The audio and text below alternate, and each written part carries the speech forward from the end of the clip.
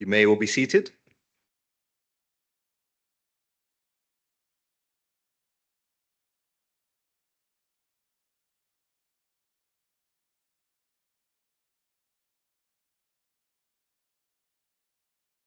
Good evening. I welcome you to this March meeting of Full Council at Tottenham Town Hall. This meeting is also recorded by the Council for subsequent broadcasts via the Council's internet site. Please note this meeting may be filmed by anyone attending the meeting using any communication method. Although we ask members of the public recording, filming, or reporting on the meeting not to include the public seating areas, members of the public attending the meeting should be aware that we cannot guarantee that you will not be filmed or recorded by others attending the meeting. By entering the meeting room and using the public seating area, you are consenting to being filmed and to the possible use of those images and sound recordings. As chair of the meeting, I have the discretion to terminate or suspend filming or recording if, in my opinion, continuation of the filming, recording, or reporting would disrupt or prejudice the proceedings, infringe the rights of any individuals, or may lead to the breach of a legal obligation by the council. Before starting the items, please can the Democratic Services Officer confirm with our sound and audio engineer that there are no issues with the streaming of this meeting so far and is available to the public? Yep, the stream is available to the public. Thank you. I wanted to set out some important health and safety information for attendees to note. There is a long-running and lately more heightened risk to health and safety of elected representatives. As a council, there is an overarching responsibility to ensure that councillors are able to carry out their duties and responsibilities in a safe environment and without any risk of harassment, intimidation, or violence. Therefore, if any interruption is deemed as a risk to the health and safety of the attendees, security will immediately take reasonable action to eliminate the risk and remove the individuals from the meeting room. There will be no risk taken to preserve the safety of attendees, and I ask that attendees note this information. If any issues arise, I will explain the procedures from an accessibility and courtesy point of view. Please can we also be mindful to not speak amongst ourselves when a council member is speaking at this meeting, as this causes an issue for attendees and viewers online trying to follow the thread of meeting. Thank you very much. We will now move on to agenda item 2. I call upon the Chief Executive. Mr. Mayor, the following councillors have provided apologies: Councillor Corley Harrison, Councillor Connor, Councillor Elliott, Councillor Dunstall, and apologies for lateness from Councillor Abella, Councillor Ibrahim, Councillor Bartlett, and Councillor Stennett. Thank you very much. I now continue on to agenda item 3, admissions of late business. I call upon the Chief Executive. Mr. Mayor, I'm asking you to agree the admission of the following late items of business that could not be available earlier and need to be dealt with at this meeting. Item 7, the draft calendar of committee and council meetings for 2026-27 will be submitted to the annual meeting. Item 9A, the Audit Committee report is late due to the meeting taking place after the publication of council papers on the 12th of March. And item 9B, Standards Committee meeting also took place after the publication of the council agenda, and there is a need to approve the member allowance scheme before the 31st of March 2026, and also approve the changes to the constitution relating to signing and sealing of council documents prior to the May council meeting. Item 9C, the overview and scrutiny annual report is late to allow consultation and approval by committee members and approval of the updated terms of reference for the joint health overview and scrutiny, which is attached, following consideration at the overview and scrutiny committee meeting. And this was considered after publication of the council agenda on the 11th of March. Item 12, questions and written answers. The reason for lateness is that notice of questions is not requested until 10 clear days before the meeting, following which the matters raised have to be researched and replies prepared to give at the meeting. And item 13, motions. The amendments to motions are not requested until 10 a.m. on the day of the council meeting. And we have received an amendment to motion G and amendments to motion H, which have been published and distributed today in the tabled pack. Thank you. I accept these as late items of business for the reasons outlined. I now move on to agenda item 4, declarations of interest. Please can members consider the information on agenda item 4 on the front page of the agenda. Would anyone like to declare an interest? I see no hands, so I will move on to agenda item 5. To approve the minutes of the meeting held on the 2nd of March 2026, I call on the Chief Executive. Mr. Mayor, I would ask the council to approve as a correct record the minutes of the meeting held on the 2nd of March 2026. Are they agreed? Thank you. I now move on to agenda item 6. I will now be using my chair's discretion to split this item, so we pay tribute to former councillor Carey in this part of the meeting, and my thanks to the outgoing councillors will be considered at the end of the meeting after agenda item 13 on motions. I have emailed my communication to members prior to this meeting. I am saddened to hear the passing of former councillor Seamus Carey, who served the council for Bruce Grove Ward between 1990 to 1998. A key figure in the local Irish community. I understand that his family members are here today. I've just met them actually. On behalf of the council, I pass on our sincere condolences. I will now call upon Councillor Bravazan and Councillor O'Donovan to each say a few words in memory of our former councillor Carey. I will now start off with Councillor Bravazan. Thank you, Mr. Mayor. I knew Seamus for many, many years, and he was, as you said, a councillor from 1990 to 1998. He was a councillor for Bruce Grove Ward, which is now Tottenham Central. And my abiding memory of Seamus, which I did check with Margaret earlier, was that he was very, very concerned about dumping and fly tipping. And I recall, long before we had the mobile phones, Seamus going around with his camera, taking pictures and doing an exhibition of fly tipping in the council to try and raise the awareness of officers of the need to deal with this in the council. And he was very, very forward looking in that way, because we know it's still such an issue today. He was a lovely man. I think it's fair to say that would sum him up. A lovely man, and a man of, I say, great principle. He had strong political convictions about Ireland and about other areas in foreign policy, but he was also very, very committed to local issues.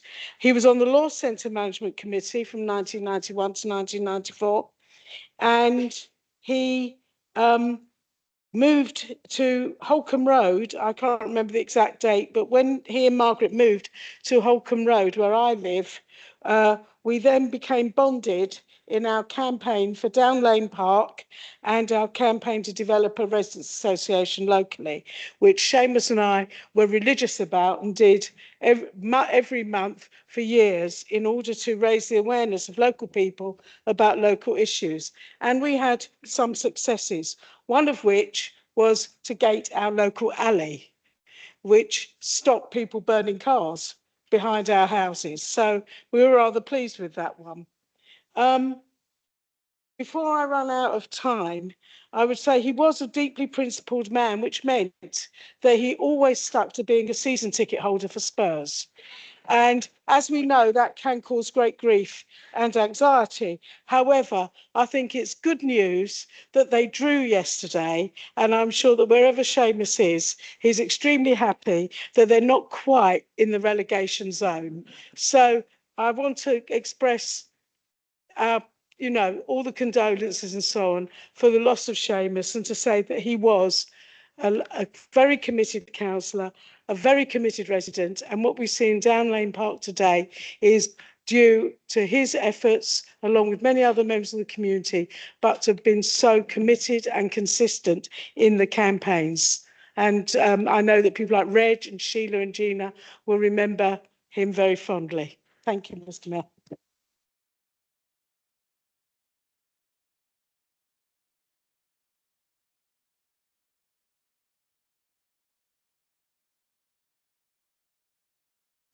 Thank you very much, Councillor. I now turn to Councillor O'Donovan.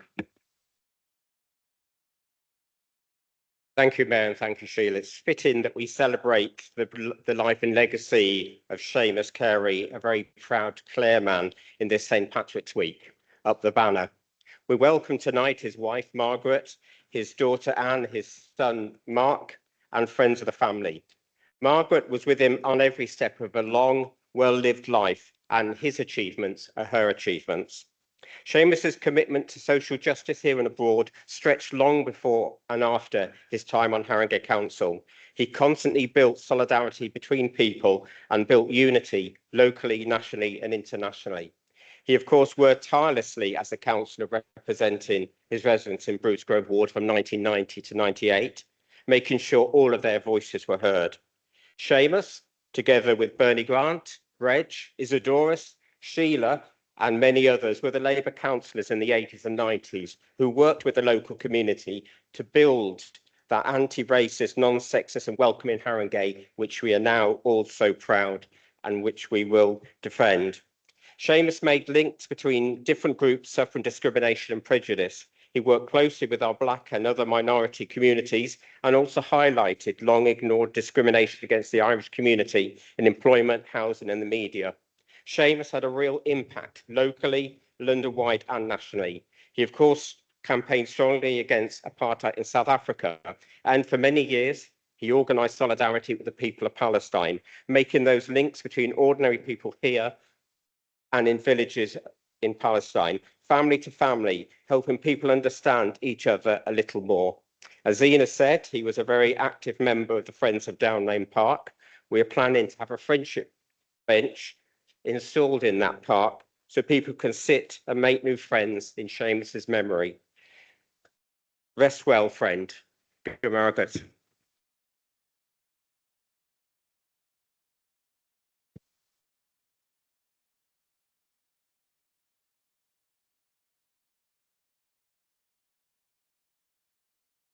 Thank you very much, Councillor.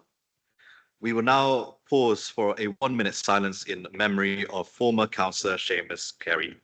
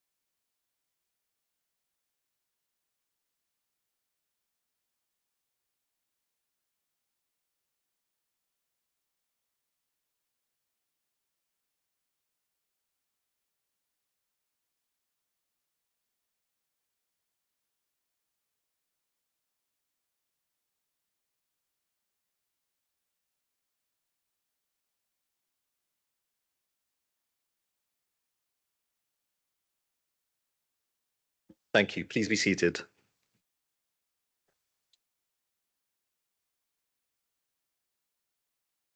And as mentioned, agenda item 6 will continue after agenda item 13. I now move on to agenda item 7 to receive the report of the chief execs. I call upon the chief executive. Mr. Mayor, I have no matters to report. Thank you. I now move on to agenda item 8 to receive the report of the monitoring officer and head of legal services. I call on the monitoring officer. Mr. Mayor, I have no matters to report. Thank you. Thank you. I move on to agenda item 9, reports from committees. We have 3 reports to consider as part of this item: a report from the Audit Committee, a report from the Standards Committee, and a report from Overview and Scrutiny Committee. I first call upon Councillor Dolgan to move his report, which provides an update on the Treasury management activities. Councillor Dolgan, you have 5 minutes. Mr. Mayor, thank you. So I'd like to formally move the Treasury Management Strategy update and its recommendations to the full council. Thank you very much, Councillor. Are there any questions on this report? Are the recommendations of the report set out in tabled papers, page 4 of the agenda pack agreed? Thank you. I next invite Councillor Dolgan to introduce a report with recommendations of the Members' Allowance Scheme 2026-27 and changes to the Constitution. Councillor Dolgan. Thank you, Mr. Mayor. I would like to formally move the Standards Committee's report and its recommendations to the full council. Thank you very much. Are there any questions on this report? No. Are the recommendations of the report set out in supplementary agenda pack at page 2 agreed? Thank you. I next invite Councillor White to introduce the reports from Overview and Scrutiny Committee. Councillor White, you have 5 minutes. Thank you, Mr. Mayor. I'd just like to move the report and its recommendations. Thank you, Councillor. Are there any questions on this report? Nope. Are the recommendations of the report set out in agenda pack at the page 116 agreed? Thank you very much. I now move on to agenda item 10, 15th Annual Carbon Report. I call on the Cabinet Member for Climate Action and Environment to introduce the 14th Annual Carbon Report. Councillor Ali, you have 5 minutes. Thank you, Mr. Mayor. This is the 15th Annual Carbon Report covering the latest carbon emission data for 2023 and the progress towards Haringey Climate Change Action Plan's targets. This year's report comes at an important time, requiring continued urgency for climate action and a firm commitment to social climate justice. As one of London's most unequal boroughs, climate change falls hardest on those with the least resources, and our response must continue to prioritise fairness, equity and shared power. I'm pleased to report the latest data shows a steady trend on progress. Alongside the need to accelerate carbon reduction, we've seen borough-wide emissions fallen by 26% since 2015, including a 6-year drop in past year, an improvement on last year's report. Yet this remains well below the 51% reduction we need to stay on track for our 2041 net zero target. The council corporate emissions have reduced by 66% since 2014-2015, despite a temporary increase linked to the insourcing of free leisure centres. And we continue to invest in solar energy across our entire corporate estate, in schools, and prepare for the move to the newly refitted and extended civic centre in 2027, which I'm definitely looking forward to. And it will form a key part of our long-term corporate decarbonisation pathway. We've set out £2.23 million from Haringey's Carbon Offset Fund, and that is being invested across 7 programmes that cut emissions and deliver wide-ranging benefits by decarboning the corporate estate, tackling fuel poverty, expanding renewable energy, strengthening green skills, and supporting behaviour change. I'm delighted that the 4-year extension of the Haringey Carbon Community Fund forms an important part of this investment and exemplifies the Haringey deal in action by enabling residents, local groups to deliver creative and practical climate projects that reduce emissions while improving well-being, skills and community resilience.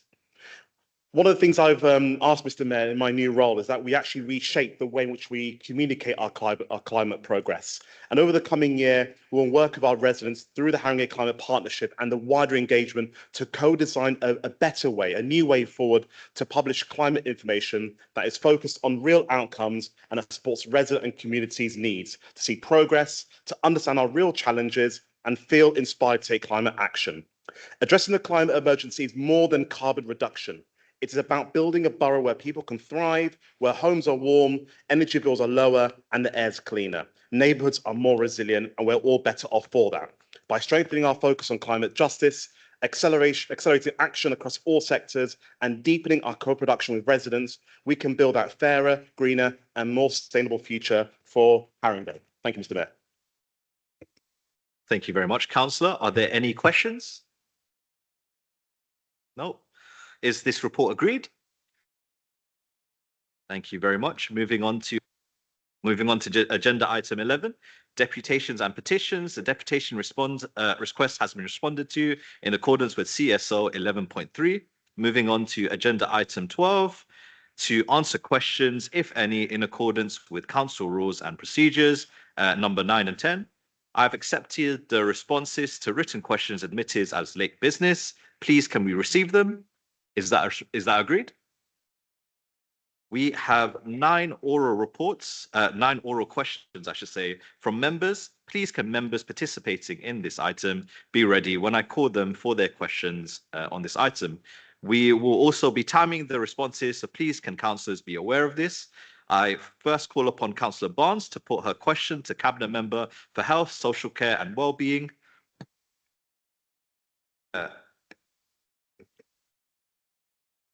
Thank you. And my question is for Councillor Das Nevis. Hopefully I've said that right. Following the local government and social care ombudsman's highlighting of years of unread safeguarding emails, we were given to understand that this issue is now resolved and never to be allowed to happen again. However, a recent follow-up to a scrutiny question indicates there are a substantial number of unactioned safeguarding emails within the safeguarding adult duty team. And as has been noted, the opening of a safeguarding email does not in itself trigger service provision. Please can you clarify the target time for actually acting upon safeguarding referrals? I call upon Councillor Das Nevis. You have 3 minutes. Mr. Mayor, colleagues, adult safeguarding concerns must always be considered on their own merits, taking into account the nature and the immediacy of the risk, the adult circumstances, and the potential need for multi-agency responses. For this reason, while emails will be opened quickly, the Council cannot commit to a uniform timescale for taking action because some concerns need urgent, same-day action where there's an immediate danger. Others require information gathering or clarification before safe decision-making can occur. More complex situations may need a multi-agency coordination with health partners, the police, and other agencies, which affects how quickly certain actions can safely progress, and of course means we need a thoughtful approach rather than necessarily speed. In summary, it wouldn't be safe or appropriate to set a single timescale for which all safeguarding referrals might be conducted. What can be assured is that the Council continues to prioritise cases based on risk and act promptly when harm is imminent. We are also, as you're all aware, increasing resources and strengthening our practice and processes within adult social care more widely. And we're also doing a significant amount of work with our multi-agency partners, that's the police, health, etc., to ensure everyone can play their part in supporting residents. Thank you, Councillor. Councillor Bonds, do you have a supplementary question? So how many safeguarding emails have not been acted upon since October 2025? Councillor Das Nevis, you have a minute to respond. Thank you, Mr. Mayor and colleagues. Colleagues, you'll be aware that we have a very clear commitment to dealing and addressing with safeguarding concerns as they come in within 48 hours. Of course, some take longer to address after that fact. And as I've just set out, that's because we may well need to work with partners and liaise with other organisations and understand the individual circumstances for the person concerned. You'll also be aware, because I think I've set it out here at Cabinet and also at scrutiny, that we have a whole plan of improvement across adult social care that seeks to both improve the way we deliver services to residents and also make sure, and also make sure that we are responding adequately over time to the concerns and queries raised by CQC in our report, in their report to us. So I'd recommend that improvement plan and all the objectives that are in there in helping everyone understand the work that we're doing to improve what we do in adult social care. Thank you. Is there a second supplementary question from the Labour Group? Nope. I will move on to question 2.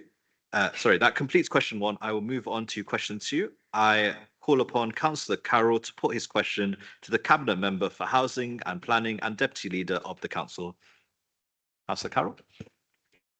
Haringey has one of the largest council house building programmes in the country. Please could you tell us why good quality council homes are so important? Councillor Williams, you have 3 minutes for a response. Thank you. Thank you for mentioning that we are one of the top largest council house building authorities in the whole of the UK, in fact. Well on track to deliver 3,000 brand new council homes at council rents with very low bills very high specification homes for local families who are usually in desperate need of a suitable home for themselves and sometimes with their families as well.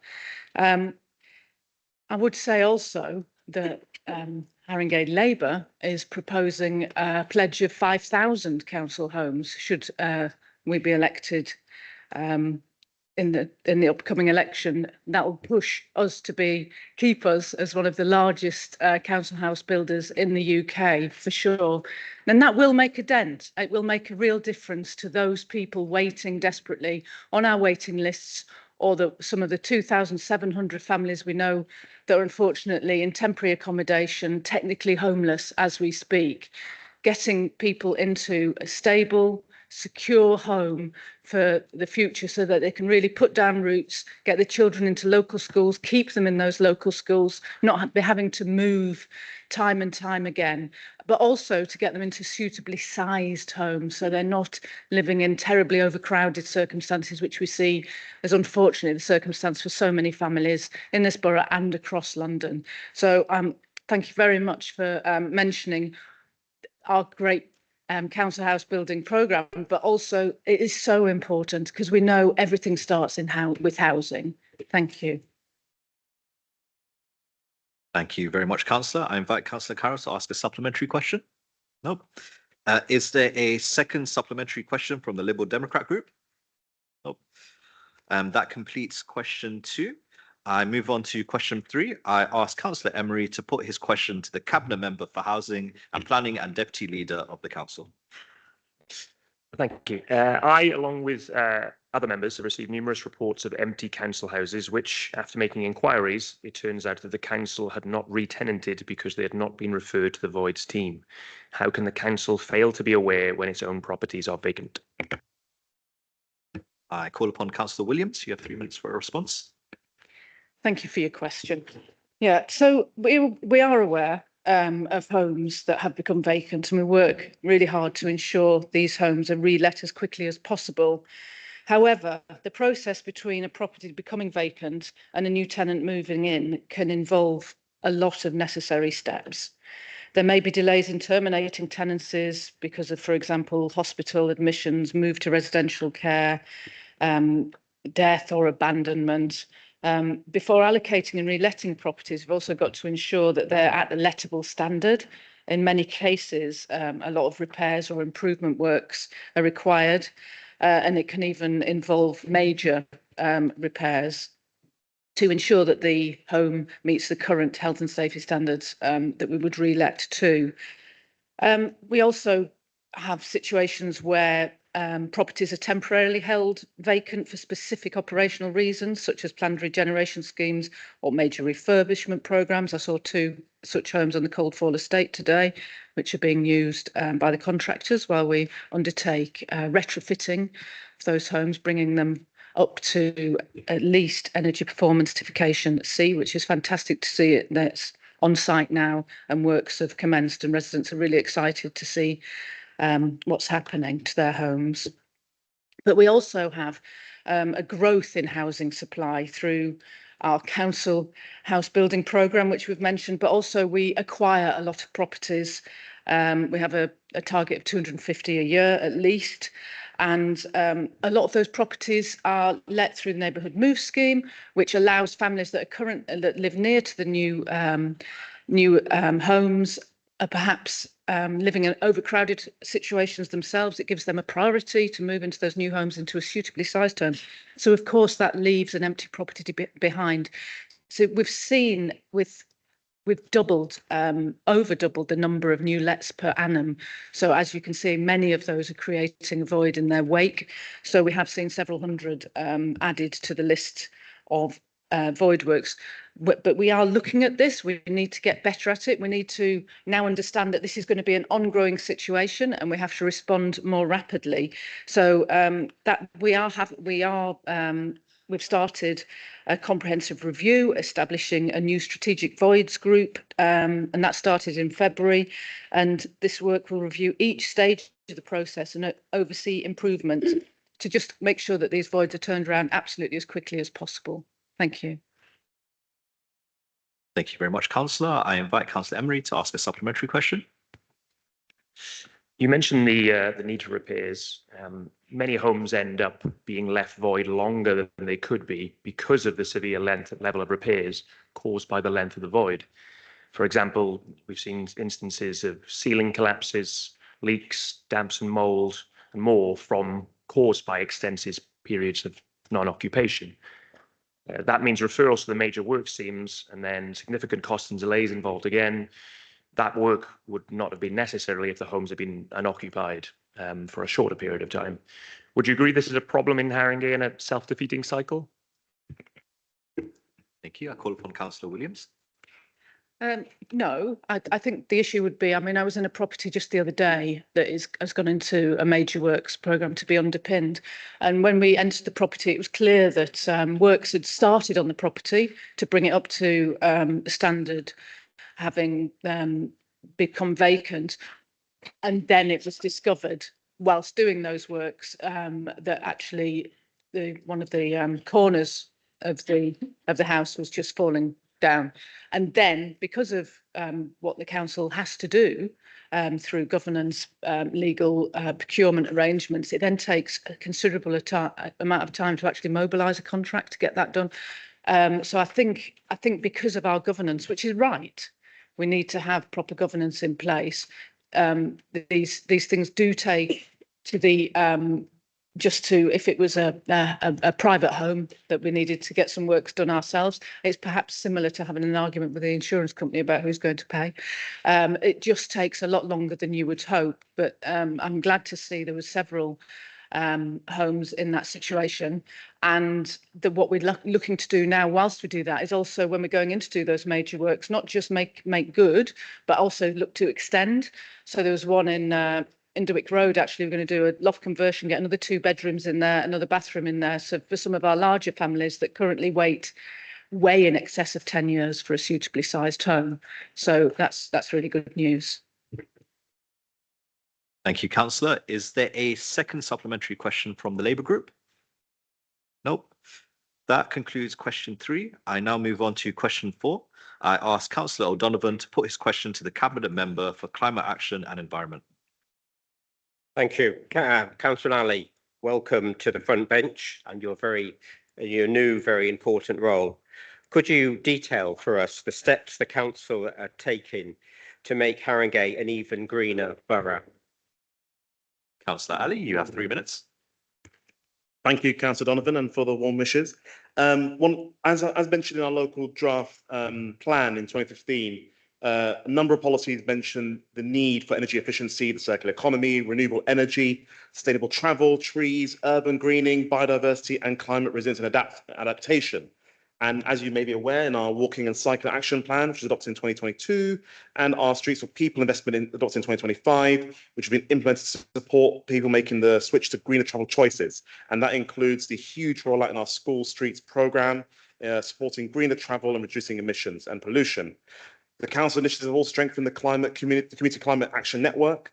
We have our Climate Community Fund, which I mentioned earlier, which has supported 34 projects so far, empowering community groups to decarbonise their buildings and deliver wider behavioural change projects.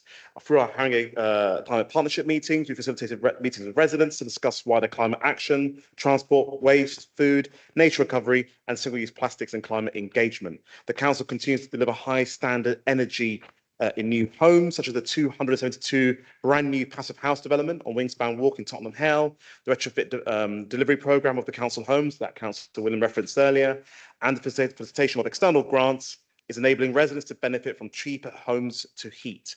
The Carbon Offset Fund allocation strategy, which I mentioned, which is funded by £2.23 million, will deliver decarbonisation and climate resilience in corporate, community and school buildings. This Haringey Labour administration is committed to its massive tree planting programme to increase our tree canopy cover across the borough, with over 2,000 trees planted in the last 3 years alone, and plus another 3,600 saplings in tiny forests. Thank you, Councillor. I now invite Councillor O'Donovan to ask a supplementary question. Thank you. Councillor Ali, have you seen, like I have, the powerful impact of these street trees all the way from Tottenham Hale to Muswell Hill? Residents working cooperatively with the council to fund, plant, water and nurture these trees, boosting physical and mental health. Children helping to plant trees, not just for themselves, but for their own grandchildren. And looking forward, could you clarify how the council will further boost our work with residents, local organisations and schools, giving them the support and the tools they need to protect and enhance our boroughs, our very important boroughs' biodiversity value? Thank you. I call upon Councillor Ali. Thank you, Councillor Donovan, and I completely agree. I mean, just last week I was with the Deputy Mayor in Paignton Park, planting 10 new trees as a part of our Urban Tree Challenge. Tomorrow I'll be joining Councillor Das Neves on Parkhurst Road, on Woodside, and I'll be other parts of the borough. We'll be in White Hart Lane, we'll be in Woodside Wall as well, White Hart Lane Rec, we'll be in Bruce Castle Park later in the week, and we'll also be going some visits in Forth Screen and Muswell Hill. And this is all a part of one of the most popular things the council is doing, which is tree canopy and delivering tree canopy across the borough. And obviously, in the next elections, we'll be fighting. Haringey Labour has promised to go much further to plant 5,000 tree saplings to increase our tree canopy cover, to make sure we get the real tree canopy cover that we need in the east of the borough. We need at least 30% to average across the rest of the borough, but also deliver 2 brand new nature reserves, 10 wildlife meadows, and a right to street gardening, giving people the tools that they need: bulbs, seeds, a clear template, and a real good way of people engaging and volunteering in their community to rewild and green their streets. But to go even further, Councillor Donovan, we are committing the next election, if we're successful, of course, and I'm sure we will be, a right to grow, which is to actually use our housing estates, the bits of the house estates that we can't build on, that we can't develop for all kinds of reasons, but to actually grow the opportunity we have. And if I refer you to Broadter Farm Estate, there's a fantastic project there that's happening, really involving communities, bringing people together, bringing a sense of harmony, but also actually connecting people with nature as well. And all the health benefits you read about people connected with nature is so important. So I'm really delighted. But of course, people have got to vote for that on the 7th of May, haven't they? And they've got to vote Labour. Thank you very much, Councillor. Is there a second supplementary question from the Liberal Democrat group? No. That completes question 4. Moving on to question 5, in Councillor Corey Harrison's absence, I call on Councillor Da Costa to put his question to the Cabinet Member for Placemaking and the Local Economy. Thank you very much, Mr. Mayor. Hornsey Town Hall has finally opened its doors following its recent restoration with the Crouch End Festival's Christmas Fair, an events programme used as a vehicle for the building's grand opening. Since then, we've seen very limited activity inside, no fit out, no events programme, no art direction, and very little engagement with the community and little desire from the current owners to finish off parts of the building, such as the supper room or the rooftop bar. A sale of the building has been listed on the Hong Kong Stock Exchange since last year, with big question marks over what that means. Could you confirm what the new owner's plans are for the building, given the current owners continue to fail to deliver the vibrant cultural building the Haringey community was promised? I call upon Councillor Gordon. You have 3 minutes. Thank you. I'll be answering in her place. The council is absolutely committed to ensuring that the current owners deliver on the promises that were made when they acquired Hornsey Town Hall. This building is a public asset with huge cultural significance, and our expectation is clear. It must operate as a vibrant community and cultural hub, fully aligned with what residents were told would be delivered. That's why I wrote to the Chief Executive of General Projects on the 27th of February, seeking firm assurances about the management of the building and their plans to activate the cultural offer. I've received a detailed response outlining their programme and their experience running other cultural venues. I've also received a response from the head of project at the Far East Consortium on the 6th of March, who reiterated their investment in the building and their commitment to a community-focused cultural hub. Since opening in December, we're beginning to see activity take shape. There's a weekly choir, a monthly jazz night, and book launches involving local schools, and the Crouch End Festival is scheduled to use the town hall in June. Further investment in the fit-out is planned, informed by what has been learned from the phased opening and the demand, type and scale of events requested by the local community.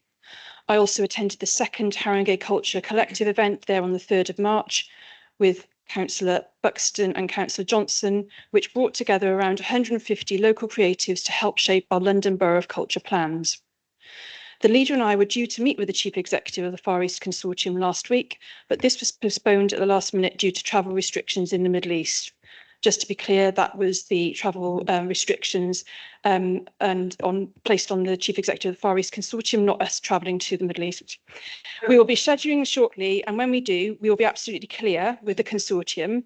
Regardless of who owns the building in the future, the commitments made to this community must be honoured. Hornsey Town Hall has a central role to play in the Borough of Culture year ahead and beyond, and our job is to hold the owners to their promises and ensure this landmark becomes the thriving cultural and community space residents were promised and deserve.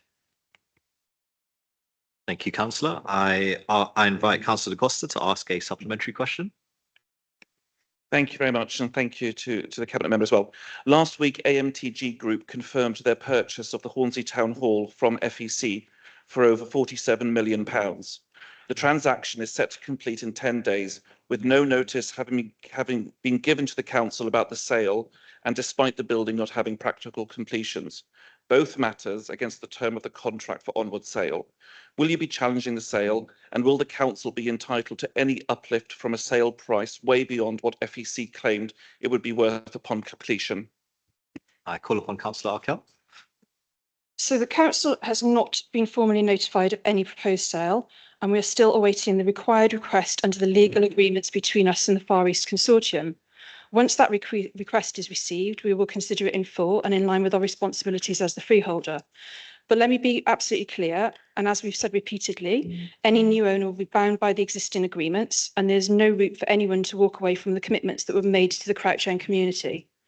The council will be robust and unwavering in holding the owners to those obligations, ensuring that the promised community programmes are delivered and that the town hall operates as the cultural and community hub residents were told to expect. Hornsey Town Hall is too important to us to become a speculative asset, and it must serve the people of Haringey, and we will use every lever available to make sure that that happens. Thank you, Councillor. Is there a second supplementary question from the Labour Group?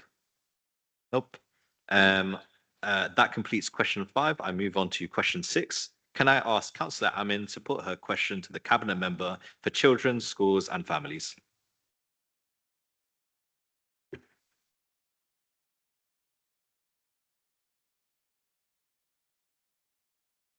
A question to Councillor Brabazon. In the light of the amazing grading of children's services as outstanding, can I please ask the Cabinet member if she can please tell us how the lives of children and young people have been improved? Can I call upon Councillor Brabazon to respond? Thank you. And in case we didn't hear that, the council did get outstanding for its children's services, just to reiterate.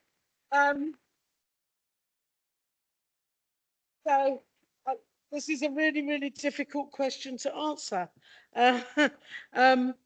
We've had several inspections, and as you know, all of them have been very positive. We got the highest rating for special educational needs from Ofsted, which would suggest that we're doing a good job in supporting children with special needs in navigating what is a very difficult process. We got the good with outstanding for youth justice, and I'm very pleased that our youth justice service is helping young people avoid, where they can, custodial sentences and are making good in the community. And we know that youth justice was awarded in the Haringey Heroes last week for its project, getting young people who have been in the criminal justice system into employment in a partnership with the Dusty Knuckle Bakery and Pizzeria on Green Lanes, which is really a terrific project. And I would invite anyone to come when we have the pizza evenings. I mean, without wanting to go on about it, Ofsted have commended the service for strong and stable strategic direction, and even the politicians got a heads up. And we think that children are benefiting from services in the borough in many ways. We know that our early years service is providing the best start in life through the family hubs and our nursery schools, our children's centres and the private and voluntary providers across the borough, 98% of which are good or outstanding. I can't emphasise enough, and of course you know this yourself from your own work, the huge importance of investing in the early years, and the government have confirmed our funding for family hubs for the next 3 years, which is very encouraging.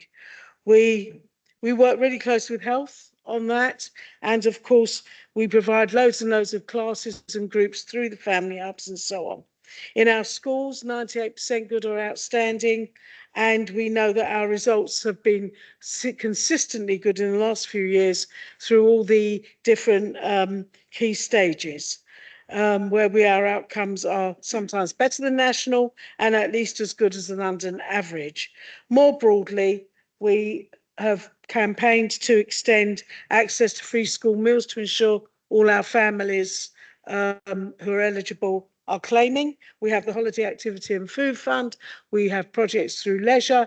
I know that many people in this room who were in the council in 2018 will be really proud of the £1 swim, which we have confirmed is continuing. We've got the youth clubs, youth provision.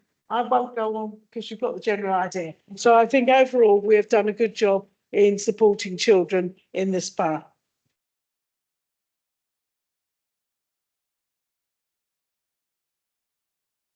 Thank you, Councillor. I invite Councillor Amin to ask a supplementary question. And I just ask, as a member of long standing in public services, not just as a council member, but as an officer, I just wondered what are the key lessons you've got from getting our services for children's services to outstanding? Councillor Brabazon, you have a minute to respond. I think the key lessons are two. One is terrific leadership from a director and stability, and Anne is here and probably get another round of applause.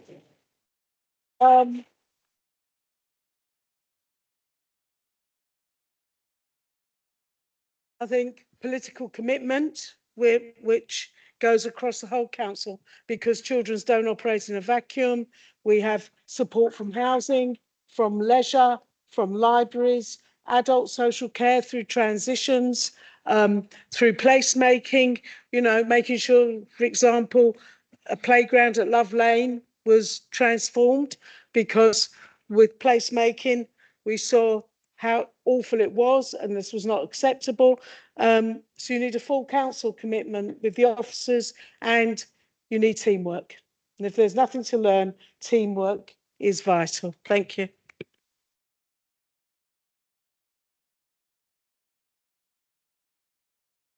Thank you very much, Councillor. Is there a second supplementary question from the Liberal Democrat group?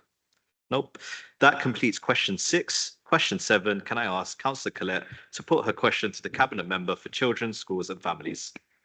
Thank you, Mayor. The Education Secretary acknowledges the importance of teaching assistants, but wider proposed reforms could significantly affect their already extensive roles in supporting inclusion and learning.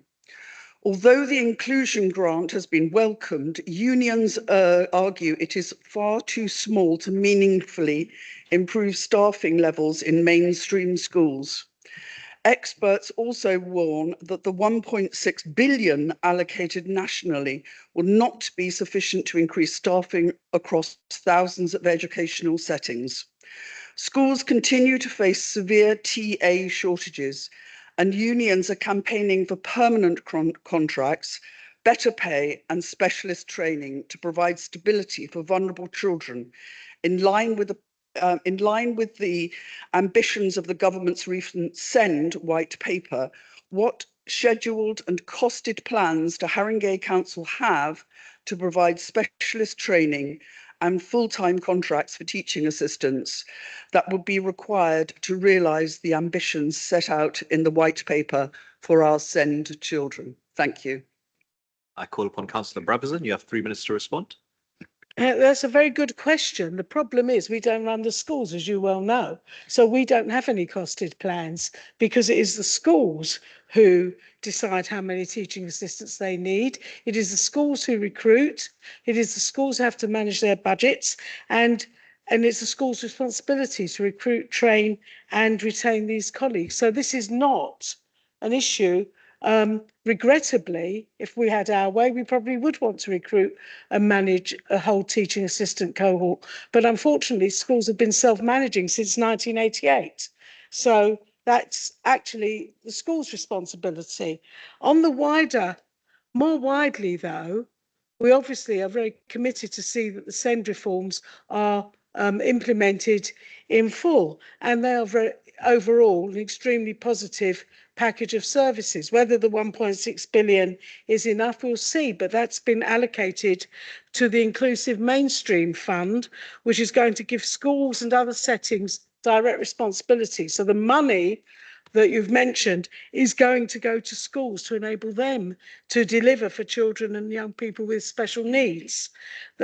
It should enable them to plan more proactively and flexibly for commonly occurring needs and encourage earlier and more effective support.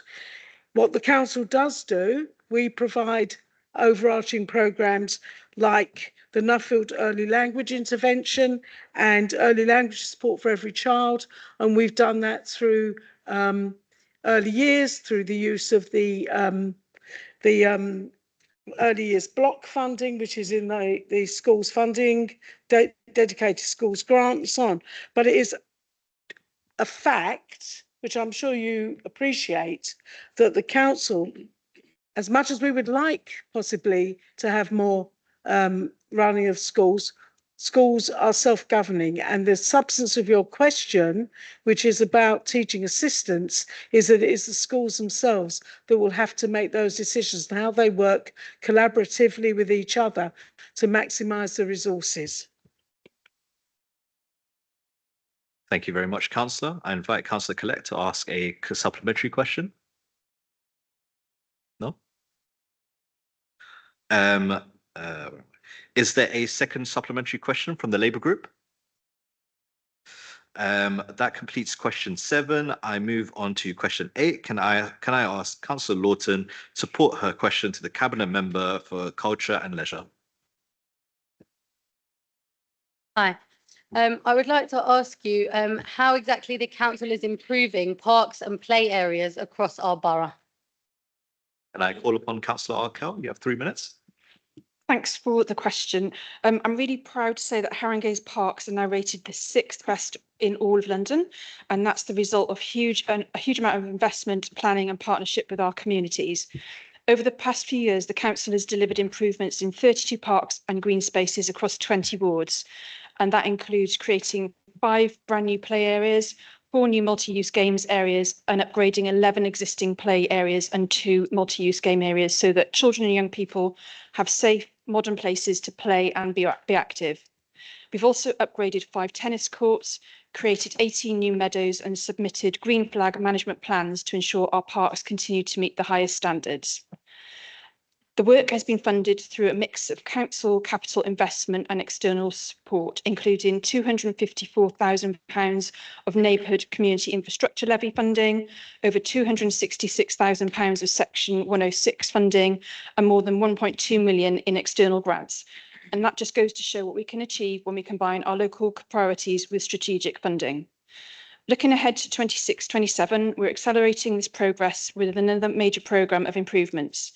We'll be delivering £570,000 worth of Pride in Place funding at Duckett's Common, Lordship Recreation Ground, Bruce Castle Park and Priory Park. And alongside that, over £576,000 of NSIL funding will support upgrades at Parkland Walk, Queenswood, Finsbury Gardens, Tower Gardens, Brunswick Park, Tottenham Green Streets, Belmont Recreation Ground and Bruce Castle. We're also investing £1.5 million to improve 8 parks in the Tottenham area, £1.2 million to enhance Mooga provisions at our 4 play zones, and £200,000 for new tennis court lighting at Chapman's Green, Downhills Park and Priory Park. In Highgate, NSIL funding and Section 106 funding will also support new BMX facilities and play on the way routes. Beyond play and support, we're improving accessibility with over £100,000 for a changing places facility at Lordship Recreation Ground, and we're also progressing major master planning work at Bull Lane and within Finsbury Park, delivering a new community hub at Downley Park and undertaking landscape improvements at the paddock. We'll also be declaring new local nature reserves, strengthening our commitment to biodiversity and nature recovery. And because parks are also social spaces, we're introducing new amenities like community saunas and coffee carts to make our green spaces even more welcoming and vibrant. So in short, we're not just maintaining our parks, we're actually transforming them across the borough. We're creating cleaner, greener, safer and more inclusive spaces for play, sport, nature and community life. And we're doing it across the borough in Haringey. Thank you very much, Councillor. I call upon Councillor Lawton to ask a supplementary question. Nope. Is there a second supplementary question from the Liberal Democrats group? Nope. That completes question 8. Moving on to question 9, can I ask Councillor Dogan to put his question to the Cabinet Member for Health, Social Care and Wellbeing? Thank you, Mr. Mayor. Haringey now has a pioneering community mental health hub. Please could you tell us how the new Roger Silvestri Centre will improve mental health support in Haringey? I call upon Councillor Das Navas. You have 3 minutes for a response. Thank you for the question, Mr. Mayor and colleagues. We're very proud of this new facility, which I will say keeps a public building in public ownership, formerly owned by the NHS. And so pleased to say that that building will be here for the future for our residents. It may also be one of a kind in the country because there's one side which was bedded units run by the NHS, providing crisis care overnight, and we will increase our number of bedded units, which is really important. But also we have the voluntary sector in the form of Mind in Haringey and some of the other community and voluntary organisations operating from there, and we'll be running a crisis haven. And of course, council services, including our well-loved Clarendon Recovery College. But it's my hope that actually now this building is live and there, that we will be able to build on this facility, increase the hours and the amount of time that people can access services, working obviously with our health partners and the voluntary community sector. So really exciting development, and I'm sure you'll all agree, really vital for our residents here in Haringey when we know that mental health is such an important issue to them. And Mr. Mayor, if you wouldn't mind, I'd also like to thank the family of Roger Sylvester, who've supported us on this journey to this point in the project, and I know will continue to take a real interest in a facility that we know that will inspire many, but we know that Roger would have valued and felt was really important. So just really felt it's important to thank them and for their input, their patience, and their long-standing commitment. Thank you very much, Councillor. And I also thank the family of Roger Sylvester for all their commitments to this centre. I invite Councillor Dogan to ask a supplementary question. Nope. Is there a second supplementary question from the Lib Dem group? Nope. That completes question 9. So we will move on to item 13, motions in accordance with Council Rules of Procedure 13. Firstly, I call upon Councillor Mason to propose her motion, which is motion G on tackling poverty in Haringey. Councillor Mason, you have 5 minutes. Thank you very much, and thank you for hearing this motion. Well done for all the great work that you have done in Haringey, and I mean that. I've been part of Haringey for most of my adult life, and I genuinely support all the improvements that have been made. I also think that by not recognising the problems that we face, by not putting together comprehensive, cohesive ways of dealing with those problems, then we also do a disservice to our borough. I have lived in Tottenham for many years. I've lived on council estates, I've lived in social housing, and I've lived in Bounds Green for the last 20 years with my 2 children as a single parent. I have seen around me poverty in every single place I have lived, and I know it's getting worse. I work at Bounds Green Food Bank, and we run an advice service there, and each week we have at least 6 to 8 people queuing up, with the queue extending, who want advice. And mostly the advice that they want is how they have been unable to get support. I know that everybody is doing their best, but unfortunately, the best is not enough. and not to recognise why it's not enough and why the changes, why we continue to fail very many of our residents is a huge, huge issue, and it can't be papered over. We can recognise there is poverty, but poverty actually brings with it poor health, poor life expectancy, poor housing, poor education, poor outcomes, poor, a higher risk of joblessness, worklessness, and for that to be generational. So those things don't change by some of the good, really good guys, really good piecemeal things that are being done. We need to listen to the people who are in poverty, to bring those people together and to create a leadership amongst those people so that we can look at what the key issues are and how we can build resistance to poverty, how we can build ways in which people can move out of poverty into well-being. We're not doing that. We have the third highest rate of temporary accommodation in London. We are the fourth highest unemployment rate in London. These are figures which I know you don't want to hear. I know you don't want to hear, because what we hear is all the great things that are being done. Nobody is denying that, and nobody is not welcoming that. And I do seriously, from the bottom of my heart, thank you for those things, because they make a difference to my neighbours, my family, and me.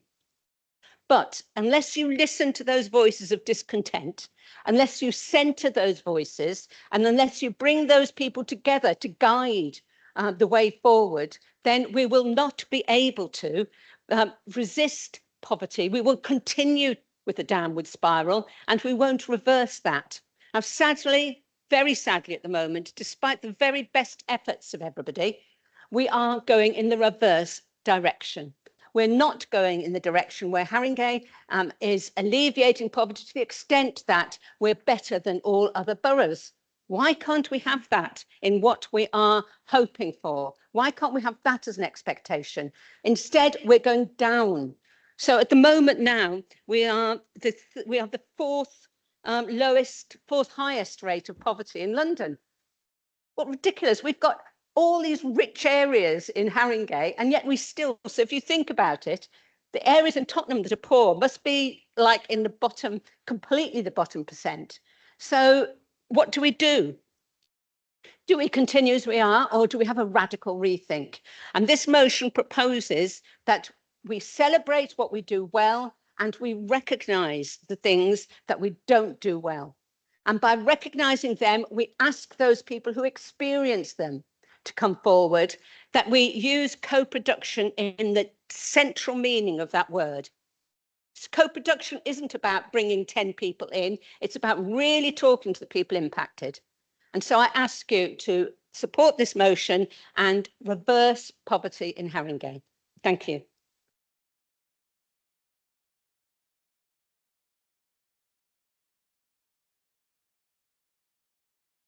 Thank you, Councillor. I call upon Councillor Mark Blake to second the motion. You have 3 minutes.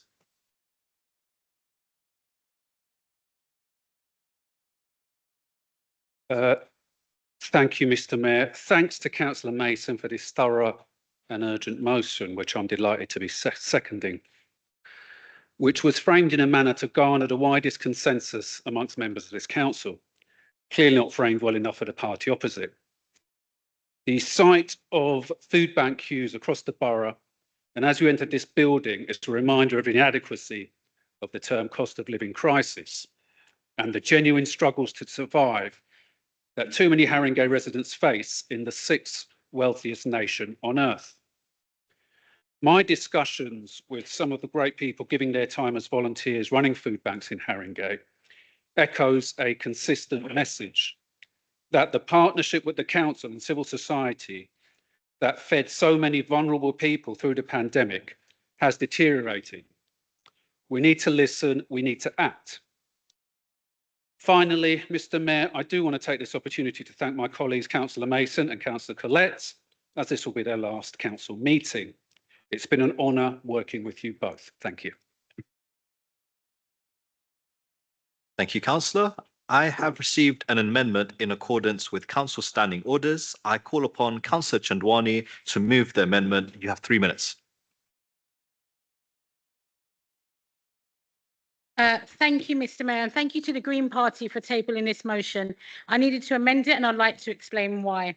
As somebody who grew up in deep poverty, who never had hot water at home, who had mushrooms growing out of mouldy walls and had to sleep in her cot, poverty is the vehicle that drove me into politics. But it was a Labour council that provided me services and stopped me getting expelled from school, got me off alcohol, got me off drugs, and who came with me to the hospital when I got stabbed. A Labour council who made sure I got fostered when my dad passed away, who was there, housed me when I turned 18 as a care leaver, and who ensured I had financial support to get through university.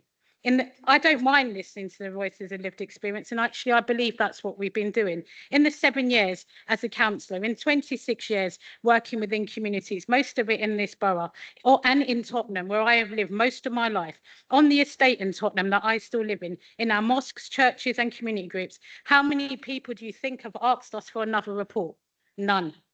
I cannot, in all consciousness, tell residents that the best we are able to do for them with the power that they gave us is to set up a commission to talk about their problems. They will run me out of town. It is because we listen that we are building thousands of council homes, and we are giving our residents the security of a home, which is the first step out of poverty, because that is what they asked for.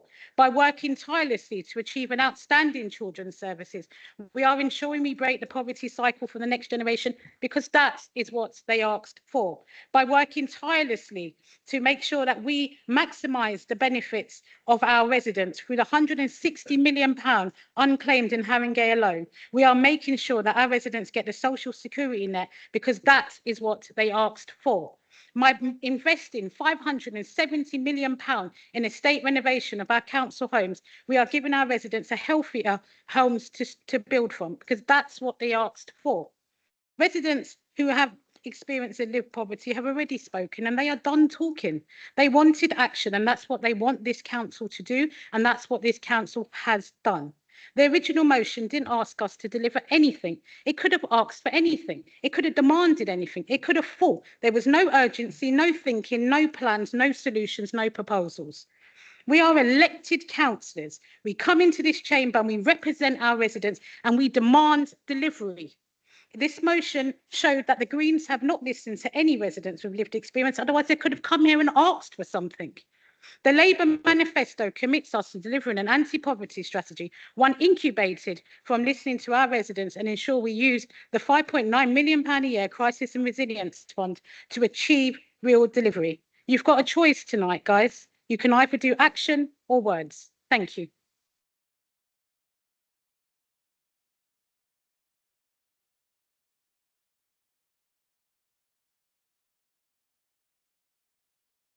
Thank you very much, councillor. I now call upon councillor Ibrahim to second the amendment. You have 3 minutes. Oh, it's on now. So I'm going to try and come at this from a slightly different perspective. So in 1986, Alexandra Artley wrote a seminal piece in The Spectator, and it was called The Poor of London.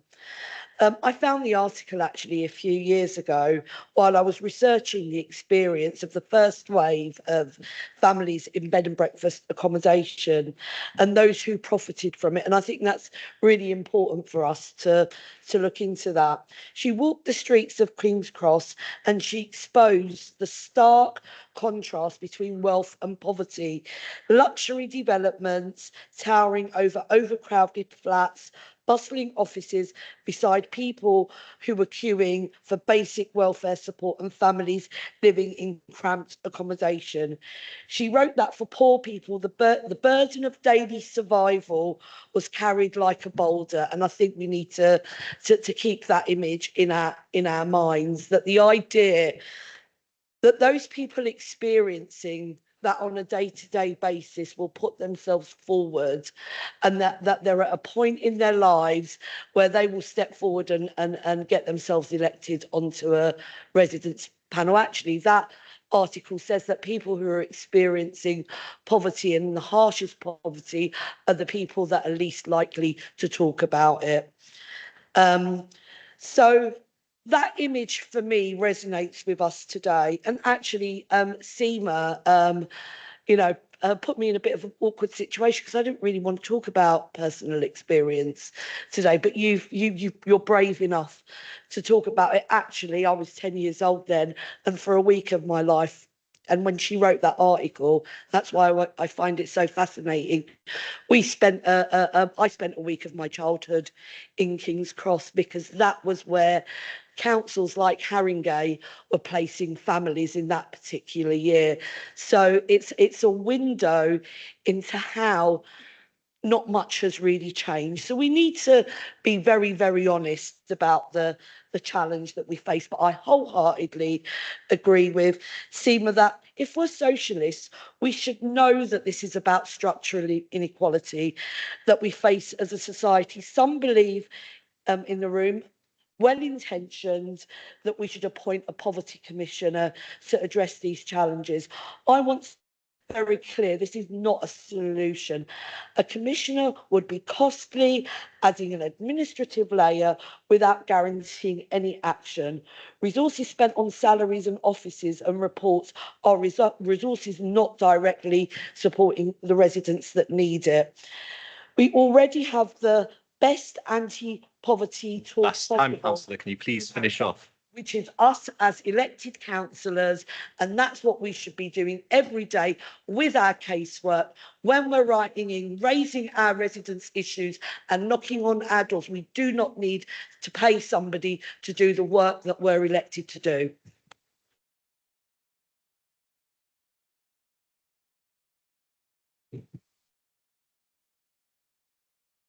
Thank you, councillor. In accordance with SCO 15.1, I have received notification of Councillor Barbara Blake, Councillor Emery and Councillor Brabazon speaking. I call firstly on Councillor Barbara Blake. You have 3 minutes.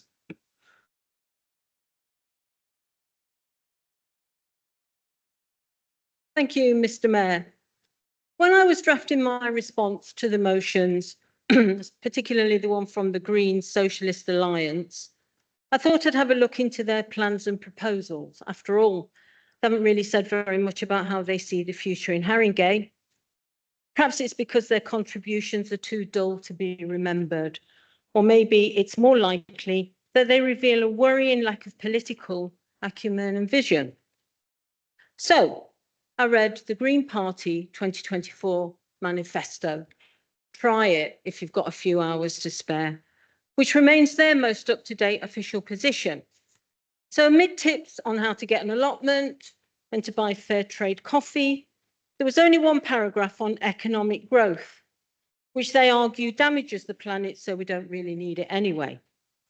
They say they want to build houses, but given their habit of opposing developments, it's not exactly clear where these houses will be built. And this, Mr. Mayor, is the position of the Green Socialist Alliance here in Haringey: anti-growth, anti-abundance, anti-house building, with no plans, no proposals to improve the lives of residents in this borough. And if we look at this motion, which my colleagues have ably talked about, there's no specific political principles, doesn't give any firm commitments to tackling poverty in this borough, and it doesn't even offer any understanding of the effects of the austerity agenda, which I have to say our Lib Dem colleagues did support. But our residents had to deal with that and are still dealing with that. So, other than a few comments, as my colleagues have said, to set up a poverty commissioner and to bring these findings to a full council meeting focused on driving out poverty, well, I was overwhelmed by that, I must admit. No details on funding, no timescales, no plan. Unlike this Labour council, who is keeping our libraries open, being the largest council house builder in the country, bringing our leisure services back in-house and renewing our parks. Yes, there is so much to do, but it is this Labour council that is getting on with the job. Thank you, Mr. Mayor.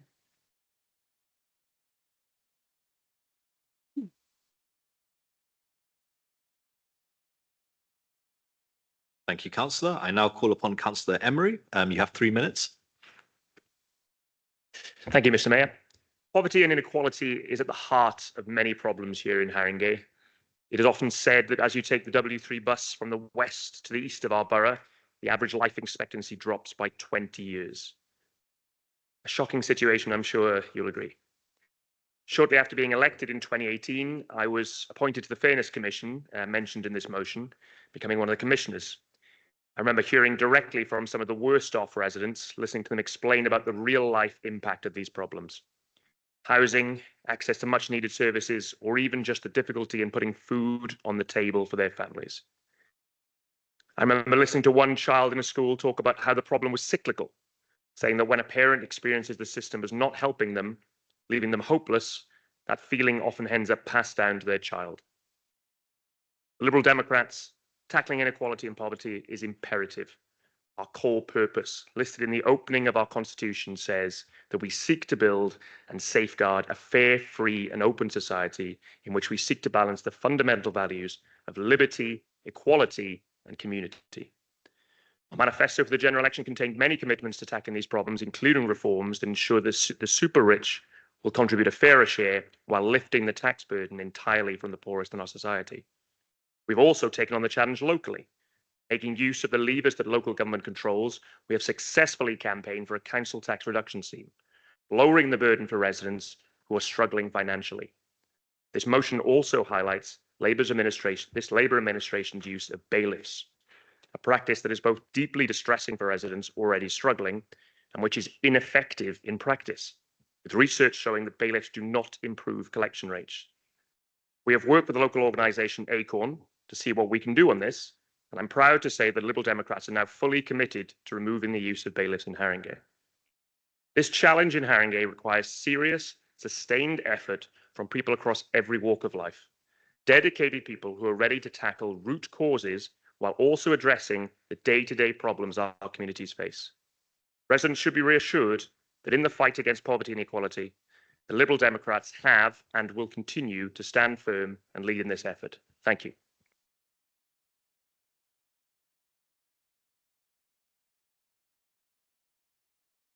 Thank you, Councillor. I now call upon Councillor Bravison. You have 3 minutes. Thank you, Mr. Mayor.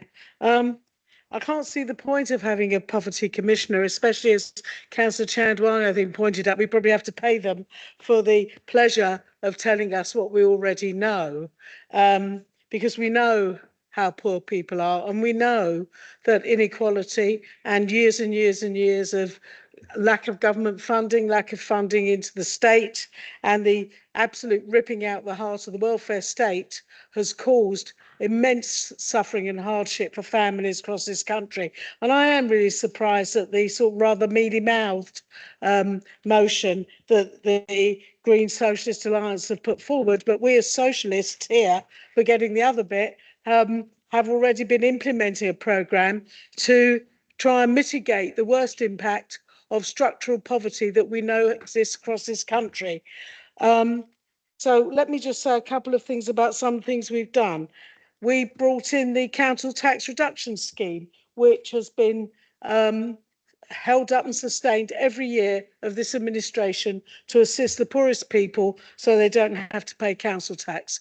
That is a massive commitment by this council and something we should be extraordinarily proud of.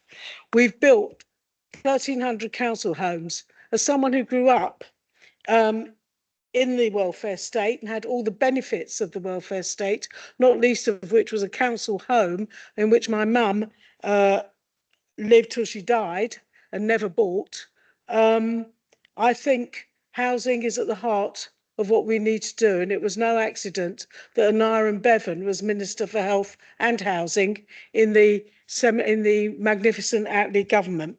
And we should be incredibly proud because people who have a home have better quality of life. It is the biggest indicator of health inequalities if you don't have a home. And in this borough, we should be not just proud of our 1,300, but the thousands in development, the 5,000 we're committed to doing. And that says more than having an anti-poverty commissioner. We we have the Household Support Fund. I can't remember what it's called now, the Resilience Fund. And the priority for that is that children on free school meals get free school meals in the school holidays because we give them vouchers. And we put most of the money into that thing. We give elderly people assistance with their fuel bills. And Seema, myself and Lucia meet regularly to ensure that that money is allocated effectively. I've already talked about the Holiday and Activity Food Fund, free school meals. We give families money for school uniform grants, holiday food vouchers.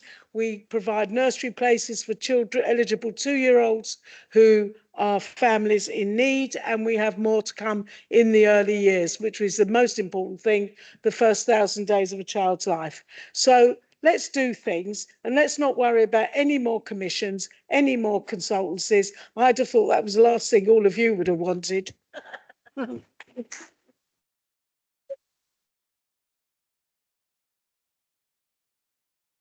Thank you, Councillor. In accordance with SCO 15.7E, please can Councillor Mason provide a response? You have 5 minutes. Thank you very much. And thank you for your party political speeches, everybody. That is sad. One thing that's really sad is that I can't remember who it was, addressed everything that was said by us as the Greens and even quoted from the Greens manifesto. This motion comes from the Socialist and Green movement here, not from the Green Party. So, never mind. But sorry, pardon me. What are you asking? Sorry, do you want to ask it? Don't waste your time, Mary.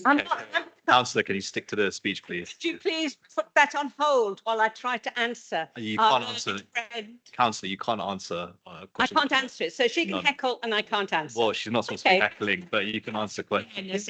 Yeah, which I'll get. Kind of fairness that we've got used to on this side of the room. Now, what we're saying is recognise poverty, recognise what it does to people and recognise its intensity and how we can tackle it. Some of the people here have decided to give their own personal experience. I imagine a lot of us have got very long, sad experiences of poverty. A lot of us are moved by that, and that's why we are standing here. So let's not pretend that it's just one or two people, and let's acknowledge that for most people in this room, poverty is a living factor. We know what it's like not to have food, and we know what it's like to live in rooms which are cold enough to scrape the ice from the inside of the room and go to bed in our school uniforms. So let's just recognise that. And let's focus on how we change it rather than have squabbling and goes at people. We didn't bring this motion as a party political motion. We brought this as a motion to do with how we support people who are living in poverty. So the sniggering across the room, the little flips, the chattering and all of those things are actually a disrespect to our residents. They're not a disrespect to me. That's what I expect. They're not a disrespect to anybody in this group, but they are a disrespect to our residents. Our residents deserve better, folks.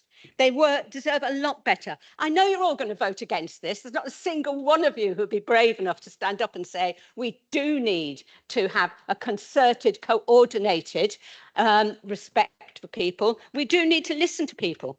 I do not go with the whole thing that people who are poor can't speak. I learned to speak when I was 1, I think, and I began to speak about poverty when I was at school. And I continued to speak about poverty as I grew up. And as I left school at the age of 15, I spoke about poverty. I spoke out against poverty wages when I earned £5 a week. And I joined a trade union, like many people here. So let's stop pretending that you are very different from me or from lots of the rest of us. We are not that different, but we also need to work in a concerted effort. Some of the things that you are suggesting here are they're just not true. You know, saying that Haringey is the largest house builder, yes, but Haringey has got less council properties than most other boroughs in London. You started, yeah, it's true. So Well, it's not true that. Hold on, councillors. Pause there for a Truth is a second. move. Councillor, stop for a second. Let's let's leave the questions to the end. Councillor, you. continue your speech. Thank and you. finish it off. Thank you. Thank you. I find it deeply disturbing that we wrote Haringey is a vibrant and diverse borough, and you choose to cross that off. You choose to cross out that 36% of Black residents in this borough live in poverty. You chose to cross that off. You chose to cross out the numbers living in temporary accommodation, 29% higher than the London average. You chose to look at outcomes which you thought were doing the best for people, and you chose to say that people who are poor should not have a voice because it's better that they don't speak out. Guys, that's rubbish, and you know it. Most of you know that is rubbish. Most people who are in poverty are very happy to speak if you knock on their door. They're not happy not to speak. They're happy to speak and to tell us all about it. So what I'm saying now is you must listen to people. We have to come together. We have to do things together, not as party political animals who vote down anything, who don't propose a positive motion, but put forward a wrecking motion. There is nothing in here that improves on the motion that we wrote. If you don't like it, why not improve it? Why do you just wreck it instead by saying how brilliant everything is and not acknowledging the problems that there are in the borough and what we can do together about That's them? time, councillor. Can you wrap it up, please? Do you know something? Everybody else has had 10 seconds extra. They haven't and I had 10 didn't. seconds extra. No, they haven't. And that's discrimination, but I'll sit down.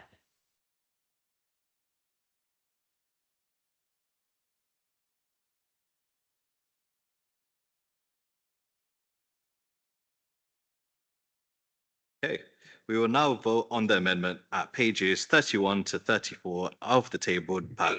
If it is agreed, we'll vote on the motion as amended. If it is not agreed, we'll vote on the original motion. So, all those in favour of the amendment?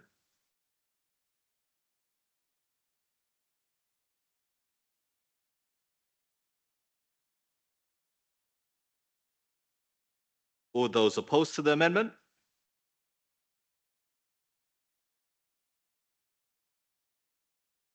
All those abstaining? The amendment to the motion is carried. We will now vote on the motion as amended. So all those in favour of the amended motion?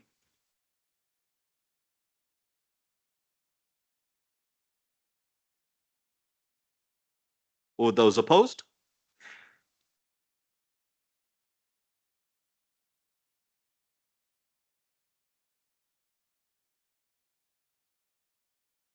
All those abstaining?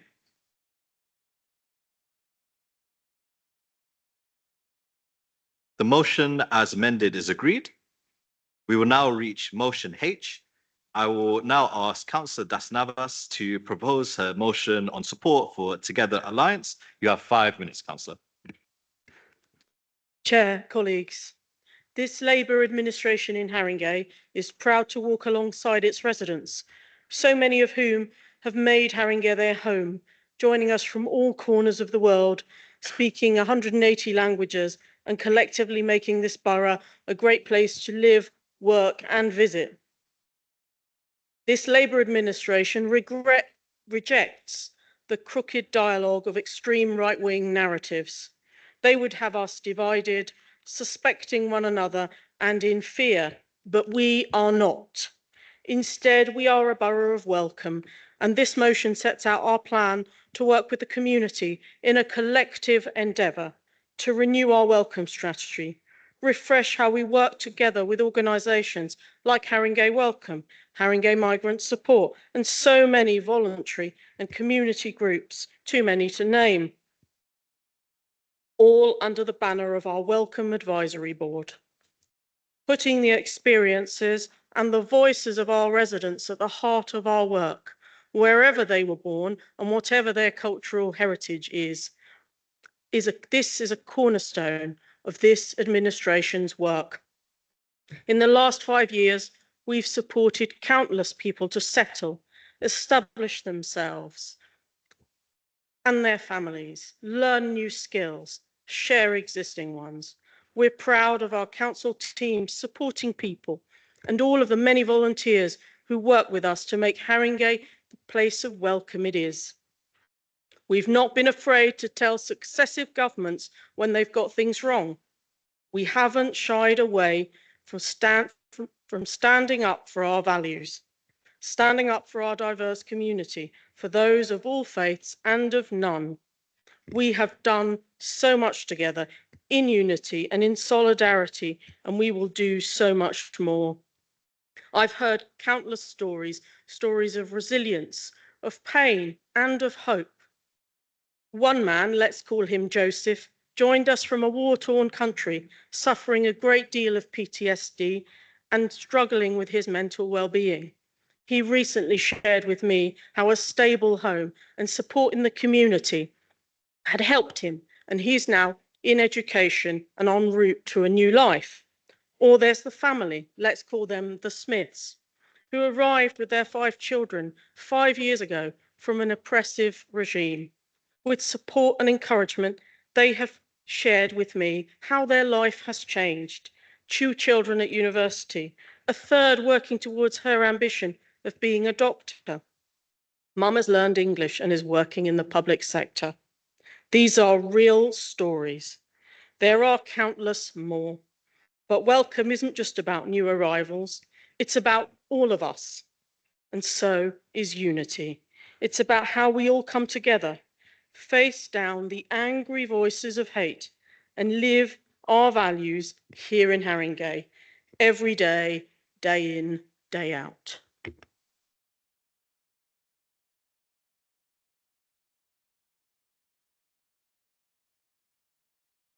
Thank you very much, Councillor. I now call upon Councillor Chandwani to second the motion. You have 3 minutes.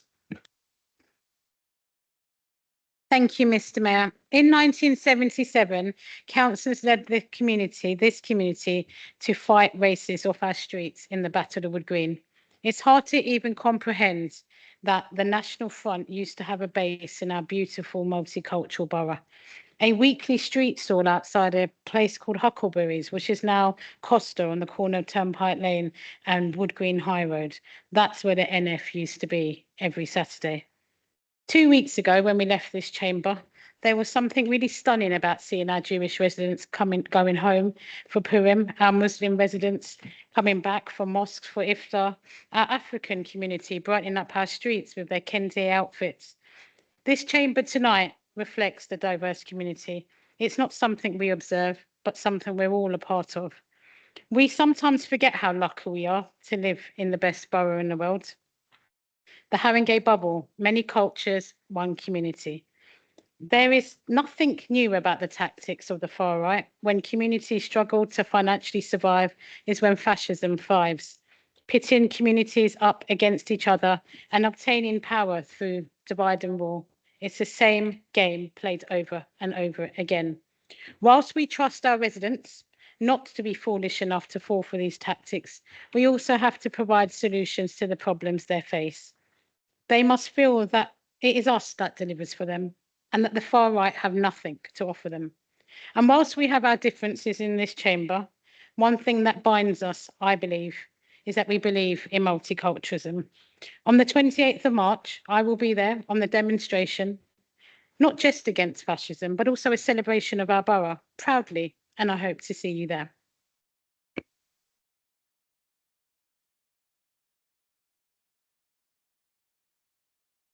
Thank you very much, Councillor. I have received 2 amendments in accordance with Council standing orders.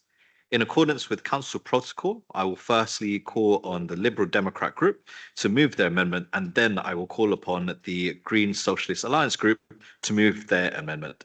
We will then move to the debate and then vote firstly on the Liberal Democrats amendment and then on the Green Socialist Alliance Group amendment. So firstly, I call upon Councillor Rossetti to move the amendment. You have 3 minutes.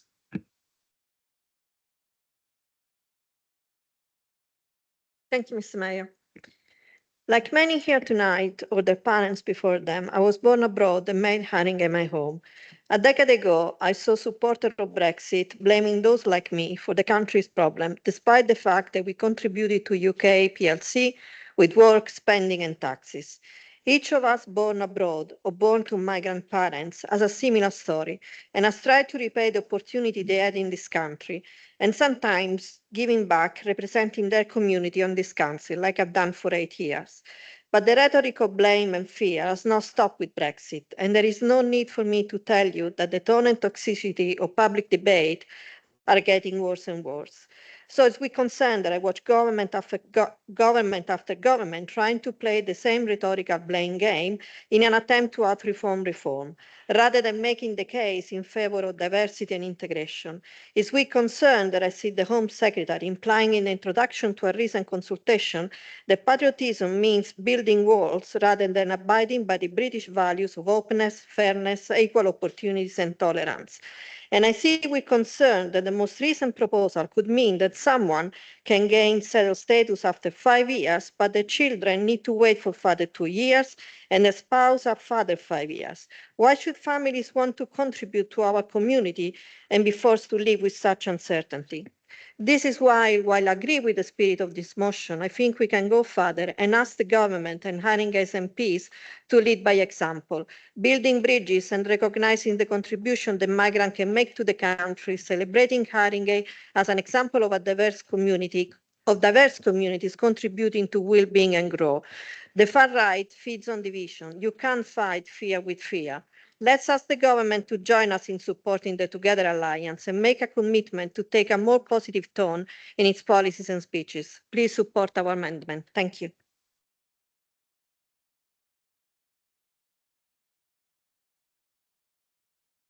Thank you very much, Councillor. I now call upon Councillor Da Costa to second the amendment. You have 3 minutes.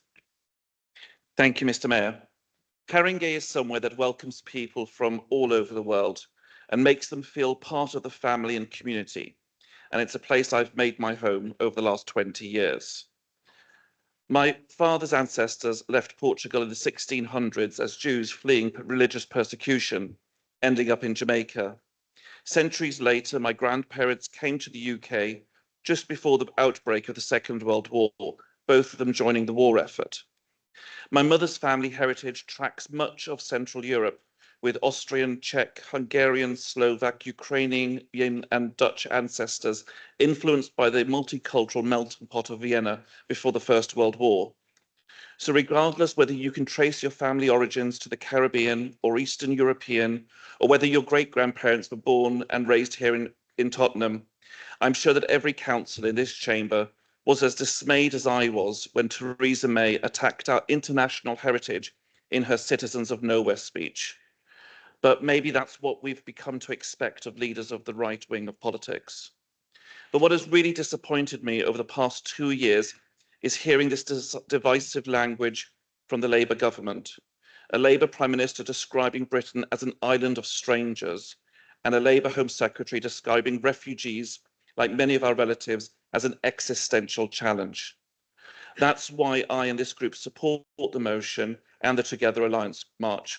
That's also why I agree with members of the Together Alliance who have called on the Labour government to make sure their language and policies live up to the progressive values that I hope we all share.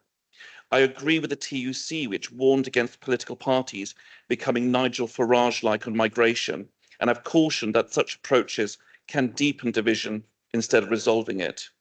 I agree with Unison, which warned that tightening immigration rules risks worsening staff shortages in vital public services, and has described the rightward shift in immigration rhetoric as a huge mistake. And I agree with the healthcare unions, including the British Medical Association, which highlighted the danger of this government's escalating anti-migrant rhetoric, warning that it risks undermining the contribution that international staff make across our country and including in the NHS. So if you want to show your support for the Together Alliance and share the concerns of Unison, the TUC and the BMA, I hope you will support this amendment using your voice to ask leaders to be more careful in the way they use theirs. We must stand together to promote integration, fairness and respect. Thank you.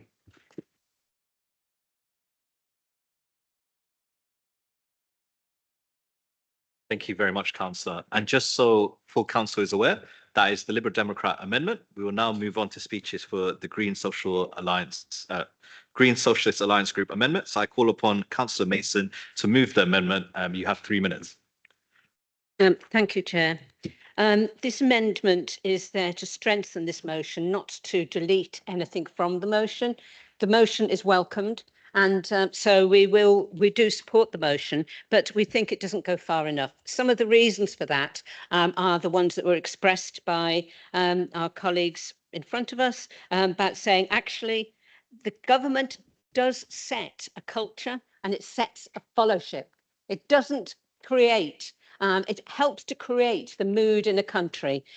When Shabana Mahmood calls for an end to, says what she does, when she says people should not stay here, when she says people are a burden on the rest of us, then that creates an atmosphere. It creates an atmosphere of disillusion, and it supports the far right.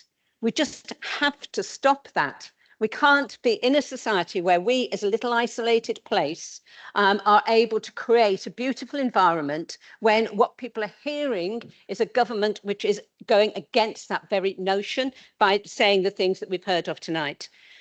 The other day, I was walking down the road, standing at a bus stop, and a man came up, with about 10 of us in the queue, and a man came up and he said, "You're not white, you're not white, you are white. You're not white, you're not white, you are white." And I said, "Yeah, and they shouldn't be here. What are you doing here?" So we chased him away and called and said he was a racist and said we would call the police, that this is wrong. But actually, I've never had that in Haringey before. And I went on all the marches. I was there for the Wood Green demonstrations. I was there for the National Front, etc. I have not heard somebody in Haringey saying you are and you are not white before. I've seen notices saying no Irish, no dogs, and no blacks. And I've stood outside pubs challenging people about that. But I have not had an individual person coming up to me at a bus stop telling me I'm okay because I'm white and the other people are not white and not okay. That doesn't come from Haringey. I respect that. I know that the leadership of Haringey is firm about your policies and your politics. And I have actually sent several emails to the leader at different times commending her on how she has stood firm for refugees and for people who are coming into this country claiming asylum. I recognise and respect that. But what we do not have is a government that is pulling in the same direction, which is why we're asking you to stand with the charities who are working with and for refugees, to stand with all hundreds of them who form the Together Alliance for Refugees. So it's the same organisation, but we're asking you to go a step further and to support them and to support ourselves in Haringey as a borough of sanctuary. Thank you very much. Thank you.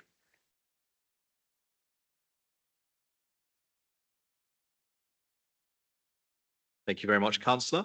I call upon Councillor Mark Blake to second the amendment as set out by the Democratic Services Officer and as protocol. You'll move the motion, but you don't have any time to actually speak to the motion. Can you say it's moved? Seconded. In accordance with SCO 15.7E, please can I call upon Councillor Das Navas to provide a response? You have 5 minutes.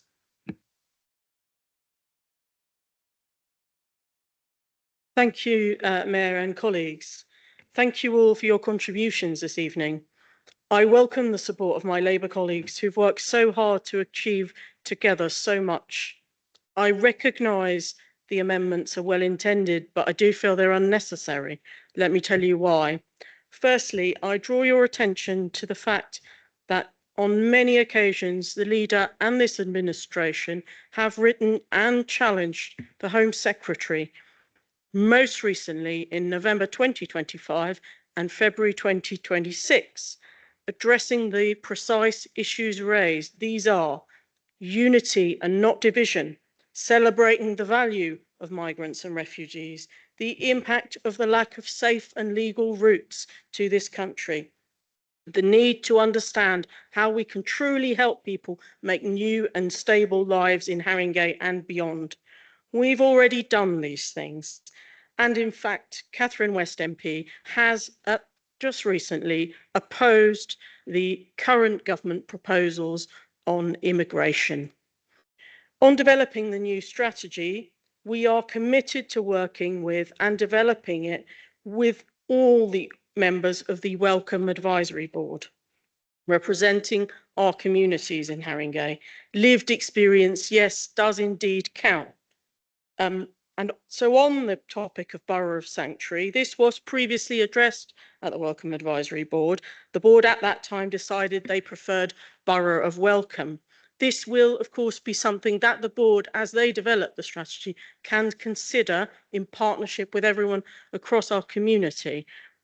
And again, on the Together with Refugees Alliance, my understanding is that the organisation requires organisations joining it to be independent from politics, to quote from their documentation. So it seems fitting that this is something that is also decided by the Welcome Advisory Board and not by a group of councillors alone. We value the voices of our community. So many of us, including our leader and many of the councillors in this room, are the proud daughters and sons of immigrants. We have worked tirelessly to support our communities.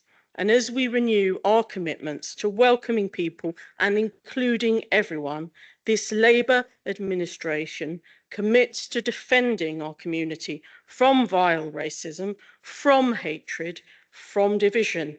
It has no place here. It never will. Hope will overpower fear always.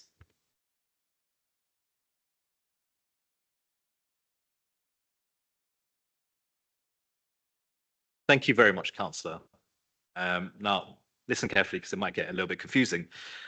We will now firstly vote on the first amendment from the Liberal Democrat Group, which is set out on pages 39 to 40 of the tabled agenda pack. If this amendment is agreed, I will pause and explain the process for next considering the Green Socialist Alliance amendment. If it is not agreed, we will then move on to consider the amendment from the Green Socialist Alliance Group on pages 43 to 44. So I first started off by asking for all those in favour of the Liberal Democrats amendment set out in pages 39 to 40 of the tabled pack.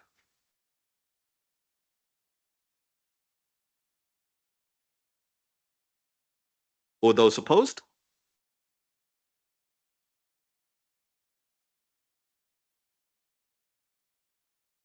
All those abstaining?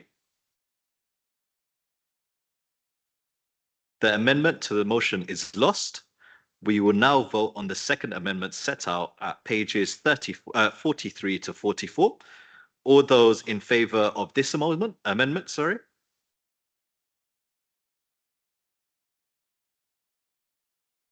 All those opposed?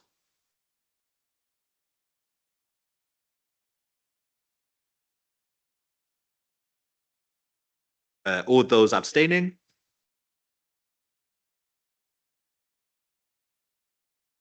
The amendment to the motion is lost.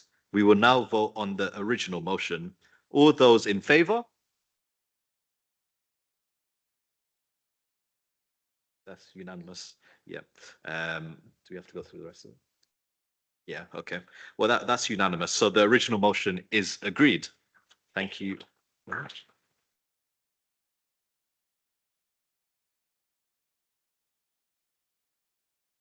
I now move back to the Mayor's communication.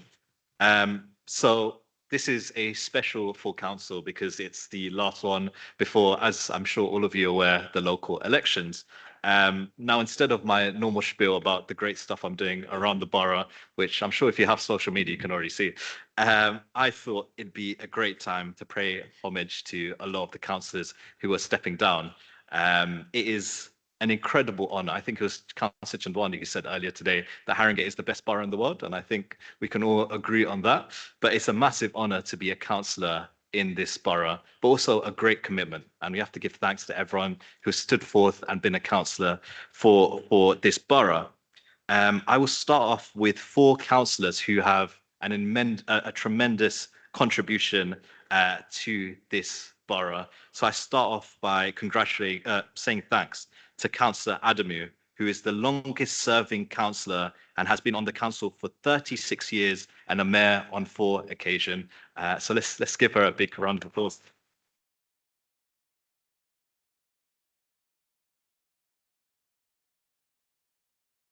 I also give thanks to Councillor Peacock, who has been on the council for 32 years and also served 4 times as mayor.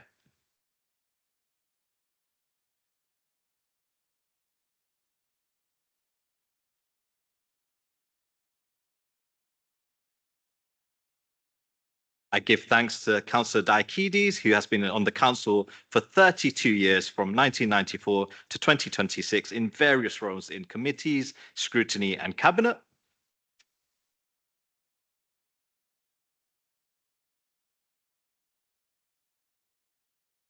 And I give thanks to Councillor Rice, who has served on the council for 32 years from 1990 to 2006. And then from 2010 to 2026, he served as deputy mayor and has been committee chair of staffing committees and overview and scrutiny.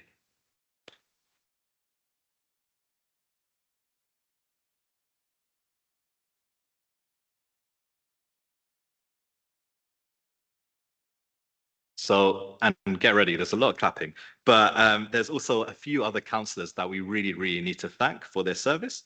Firstly, Councillor Connor, who has served as a councillor from 2014 to 2026 and served as chair of Adult and Health Scrutiny Panel and vice chair of Overview and Scrutiny Committee for these 12 years.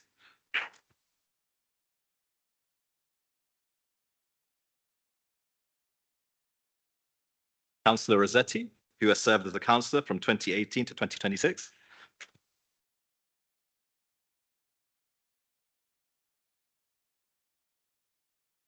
Councillor Isla Gosling, who has served as a councillor from 2022 to 2026.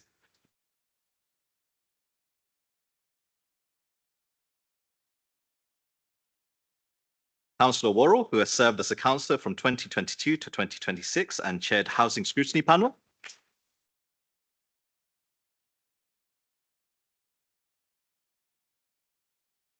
Councillor Collette, who has served as a councillor from 2022 to 2026.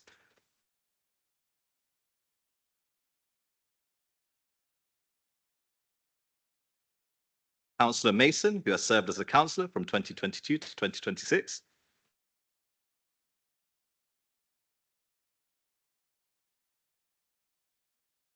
Councillor Opoku, who has served as a councillor from 2014 to 2026 and served as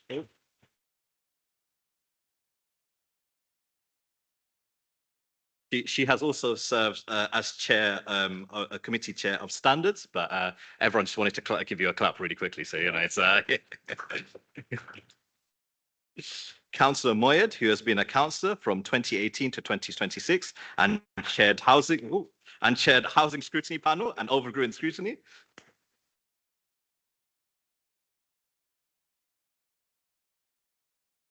Councillor Culverwell, who has served as a councillor from 2018 to 2026 and served as deputy mayor.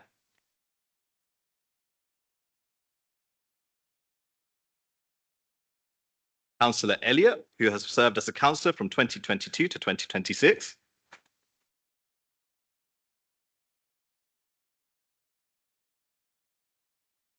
Councillor Harrison Mullane, who has served as a councillor from 2022 to 2026.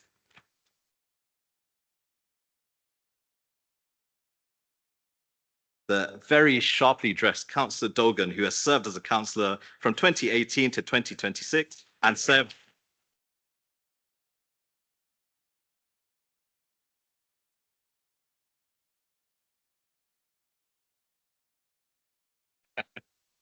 And before I finish, he has also served as the chair of audit and has been a cabinet member, a former cabinet member.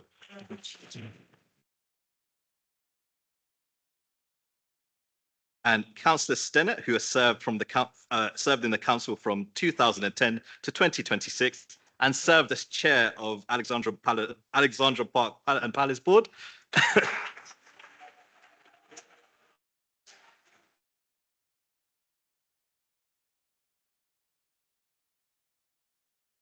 Bear with me, guys. I've been fasting all day and my throat's running dry. But last but not least, my other ward colleague, Councillor Carroll, who has served as a councillor from 2023 to 2026.